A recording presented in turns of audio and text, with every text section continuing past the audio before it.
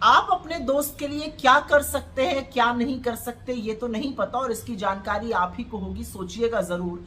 लेकिन नरेंद्र मोदी अपने परम मित्र गौतम अडानी के लिए इस देश के हर कानून की धज्जियां उड़ाने को तैयार हैं, नए नियम बनाने को तैयार हैं, पुराने कानूनों को बदलने के लिए तैयार हैं, और इसमें अगर लोग मरे या जिए उससे उनको कोई फर्क नहीं पड़ता है। कुछ ऐसा ही होने मुंबई में जा रहा है, क्योंकि मुंबई में जो अडानी का सीमेंट प्लांट है उसको अब एनवायरमेंटल क्लियरेंस मतलब पर्यावरण से मंजूरी नहीं चाहिए होगी। ऐसा है कि मुंबई के कल्याण क्षेत्र में अडानी समूह की जो अंबुजा कंपनी है वो 1400 करोड़ रुपए की लागत से 6 मिलियन मेट्रिक टन का सीमेंट प्लांट लगाने जा रही है।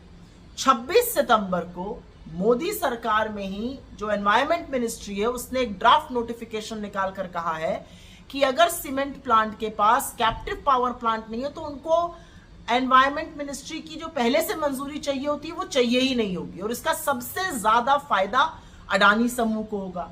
इस प्लांट का घोर विरोध हो रहा है, वहां के लोग विरोध कर रहे हैं और ये कहकर विरोध कर रहे हैं कि इतने गहन आबादी वाले क्षेत्र में इस प्लांट को लगाने की क्या जरूरत है। इसकी धुएं से, इसकी गैस से, इसकी धूल से लोगों की सेहत पर बड़ा बुरा असर पड़ेगा। और एक बात याद रखिएगा, धारावी के बाद ये वो दूसरा प्रोजेक्ट है मुंबई में जिसका जबरदस्त जन विरोध हो रहा है, लेकिन उसके बावजूद भी सरकार ने नियम बदलकर यह ठान लिया है कि अडानी को तो एक्चुअली एनवायरमेंटल इंपैक्ट असेसमेंट की रिपोर्ट की भी जरूरत नहीं होगी।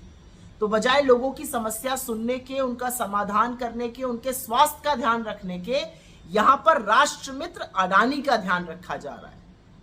अब आप सोचिएगा कि एक आदमी के लिए नरेंद्र मोदी किस तरह कानून की धज्जियां उड़ाते हैं।